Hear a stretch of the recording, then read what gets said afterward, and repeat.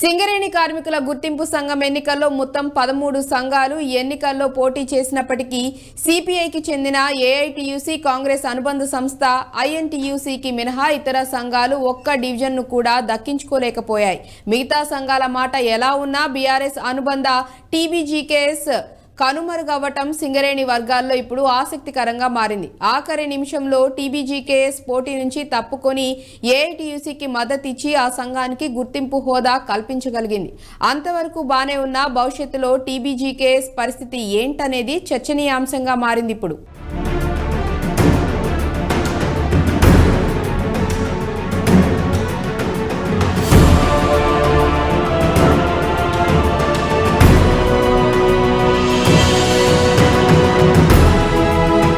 సింగరేణి ఎన్నికల్లో ఐఎన్టీయూసీ ఏఐటీయూసీల మధ్య హోరాహోరీ పోరు.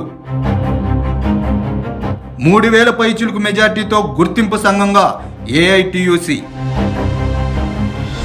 పలు డివిజన్లో ఏఐటీయూసీకి టీబీజీకేఎస్కు మద్దతు. సుదీర్ఘ వాయిదా అనంతరం ఎట్టకేలకు సింగరేణి కార్మికుల గుర్తింపు సంఘం ఎన్నికలు ముగిశాయి. ముందు నుంచి ఊహించినట్టుగానే కాంగ్రెస్ అనుబంధ ఐఎన్టీయూసీ, సిపిఐ అనుబంధ ఏఐటీయూసీ మధ్య హోరాహోరీ పోరు జరిగింది. మొత్తం 11 డివిజన్లో ఐఎన్టీసీ 6, ఏఐటీయూసీ 5 డివిజన్లు గెలుచుకున్నాయి. 3000 పైచులకు మెజార్టీ సాధించిన ఏఎన్టీయూసీకి గుర్తింపు సంఘంగా, ప్రాతినిధ్యం సంఘంగా ఐఎన్టీయూసీ అవతరించాయి. బీఆర్ఎస్ అనుబంధ సంస్థ టీబీజీకేఎస్ పలు డివిజన్లో మద్దతు ఇవ్వడం ఏఐటీసీకి బాగా కలిసొచ్చింది. మెజార్టీ సాధించడంలో దోహదపడింది. అయితే మొత్తం 11 సంఘాలు ఈ ఎన్నికల్లో పోటీ చేసినప్పటికీ ఏఐటీయూసీ, ఐఎన్టీయూసీ మినహా ఇతర సంఘాలు ఒకరంటే ఒకరు ఒక్క డివిజన్ కూడా దక్కించుకోలేకపోయాయి.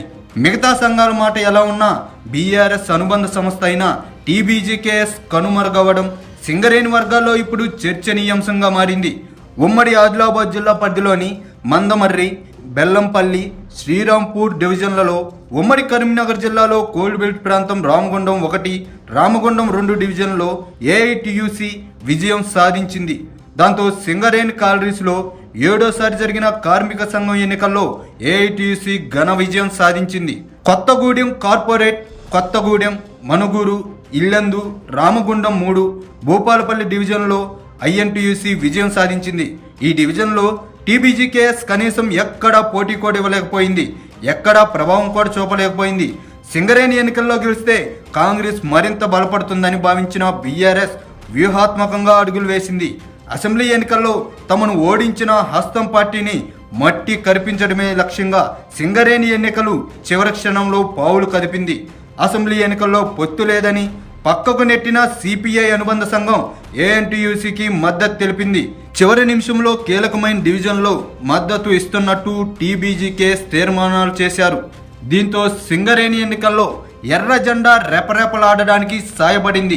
ఇక్కడి వరకు అంతా బాగానే అనిపిస్తున్నా బీఆర్ఎస్ అనుబంధ సంస్థ టీబీజీకేఎస్ సింగరేణిలో కనుమరుగైందనే విశ్లేషణలు వినిపిస్తున్నాయి. 2012, 2017 గుర్తింపు సంఘం ఎన్నికల్లో గెలుపు ద్వారా సుదీర్ఘకాలం పాటు గుర్తింపు సంఘంగా కొనసాగిన టీబీజీకేఎస్ ప్రస్తుత ఎన్నికల్లో ఒకటంటే ఒక్క డివిజన్ కూడా దక్కించుకోలేకపోవడం హాట్ టాపిక్ గా మారింది.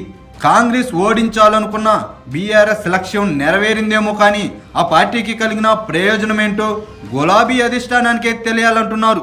నిజానికి టీబీజీకేఎస్ ప్రస్తుత ఎన్నికల్లో అనూహ్య రీతిలో కనుమరుగైంది. ఎన్నికల్లో పోటీకి నామినేషన్ వేసినప్పటికీ అసెంబ్లీ ఎన్నికల్లో ఓటమి నేపథ్యంలో కేడర్ నైరాశ్యం వ్యక్తమవుతుంది. ఎన్నికల్లో విజయంపై టీబీజీకేఎస్ నేతలు పెద్దగా ఆసక్తిని ప్రదర్శించలేదు. అధిష్టానం కలగజేసుకున్నప్పటికీ పెద్దగా స్పందన కనిపించలేదు. దీంతో చాలా మంది కీలక నేతలు ఆ సంఘానికి గుడ్ బై చెప్పి ఐఎన్టీయూసీ, ఏఐటీయూసీలో చేరారు. కొన్ని ఏరియాలో టీజీబీకేఎస్ నేతలు ఏఐటీయూసీకి మద్దతు ఇవ్వాలని తీర్మానం చేశారు. దీంతో గుర్తింపు సంఘం ఎన్నికల్లో గనుల వద్ద గులాబీ జెండా మసకబారిపోయింది. అసెంబ్లీ ఎన్నికల్లో పరస్పరం పొత్తులతో పోటీ చేసిన కాంగ్రెస్, సిపిఐ అనుబంధ సంఘాలు సింగరేణి ఎన్నికల్లో ప్రత్యర్థులు తలపడ్డాయి. ఇక పొత్తుకు ససేమేరా అన్న బీఆర్ఎస్ పార్టీనే ఇప్పుడు సిపిఐ అనుబంధ సంస్థ ఏఎన్టీయూసీకి మద్దతు ప్రకటించడం ఆసక్తికరమైన పరిణామమని సింగరేణి వర్గాలు చర్చించుకుంటున్నాయి. ఆ క్రమంలో రానున్న రోజుల్లో సింగరేణిలో టీబీజీకేఎస్ భవితవ్యం ఎలా ఉండబోతుంది, అసలు ఉనికిలో ఉంటుందా లేదా అన్న అనుమానాలు వ్యక్తమవుతున్నాయి.